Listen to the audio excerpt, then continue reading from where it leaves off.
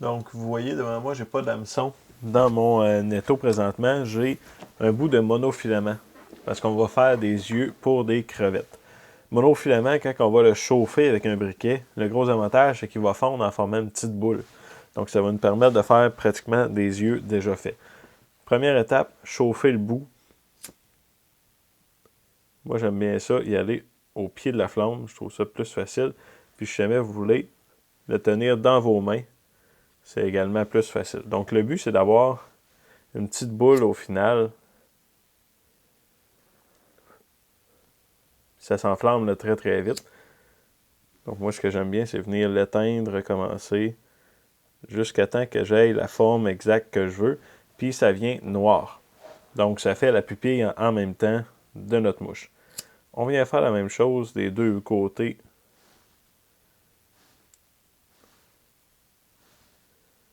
de notre bout de monofilament qu'on a. Le but, c'est évidemment que nos deux yeux soient de la même taille.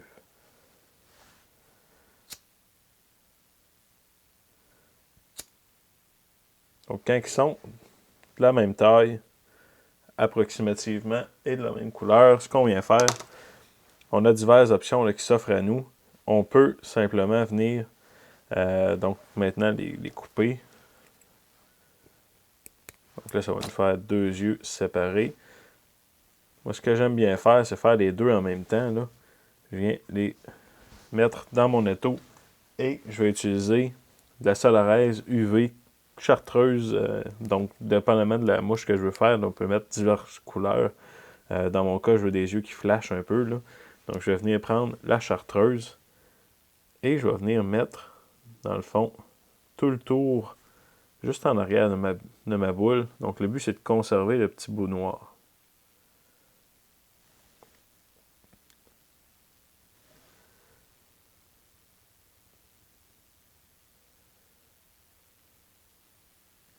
Donc, je vais commencer comme ça à bâtir mes yeux.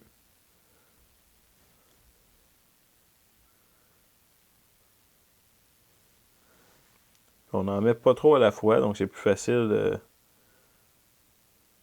de monter ça tranquillement que d'essayer de les faire juste d'une shot. Donc, premier séchage tout de suite. Avec ma lampe UV, je viens effectuer un premier séchage. On commence déjà à voir l'effet de mes yeux. Donc, on recommence pour une deuxième couche.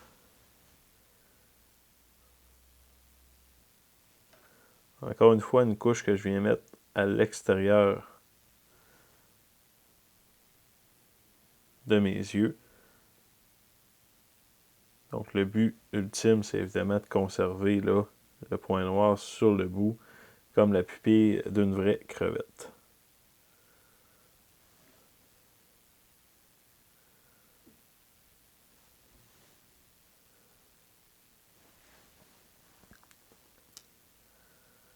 On aurait pu également prendre du UV Fly Color de couleur noire, venir faire un point par la suite là, sur le bout.